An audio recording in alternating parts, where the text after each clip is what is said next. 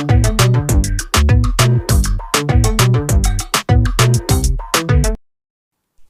जगन्नाथ सांग मैंने आज कहीं भारी इच्छा है पुरी आमर फेमस सोला नड़िया खायापी तो भाविली जदि बनैबी तो आपण मन भिडियोटी भी बनईदेवी। तो चलतु बनैबा आमर सोला नड़िया। तो से आपण कौन करेंगे गोटे कड़े नहीं जी से अल्प मात्रा तेल नहीं जी तेल गरम होगापर से गोटे शुखिला लोक को यहपरी भाव में 2-3 खंड कर पकईदेवे। शुखिला लंका हो गला से आम कौन करवा ना आमर किसी मात्रा जीरा पकेबे। आ गोटे कथा आपड़ ए भृषण पत्र निश्चिंत पकेबे।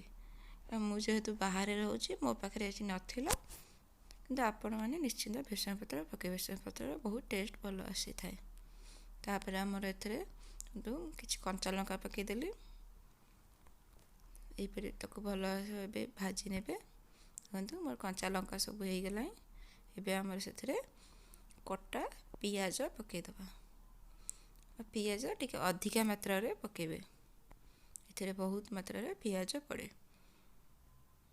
तो आप जब पुरी रे केबे खाइथिबे आप जानते केते मात्रा रे पियाज थाए। पियाज टी यहपरी भाव में भाजी नेबे किसी समय पे। देखो ये भाव में पिठा घर टे भांगी देवे पियाज गुड़ा। पियाज आमर हो आसला एबे आम से आमर सिझे रखि कड़ा सोला ताकू पकेबे। आपण जी करेंगे से अनुसार पकेबे। मोर सोला पकई देछि। एबे से आपण स्वाद अनुसार लुण पकई ताकू भल से मिसई देवे। लुण पकई भल से मिसई देले एबे कौन करेंगे ना आपण यही भाव में किसी समय को भाजी नेबे। तापर आमर कौन करवा ना किसी समय हो गला से आमर समस्त शुखिला लंका गुंड पकेबा। से किछि मात्रा रे हलदी गुंड किछि मात्रा रे लंका गुंड पके ताकू पुणी आउ थे मिसई देबे। आपण मैंने केबे पुरी रे जदि सोला नड़िया खाइथिबे निश्चिंत मते कमेंट करी कहिबे। मोर सोला नड़िया भाजी आसला। एबे आम कौन कर अल्प मात्रा रे पानी देदबा।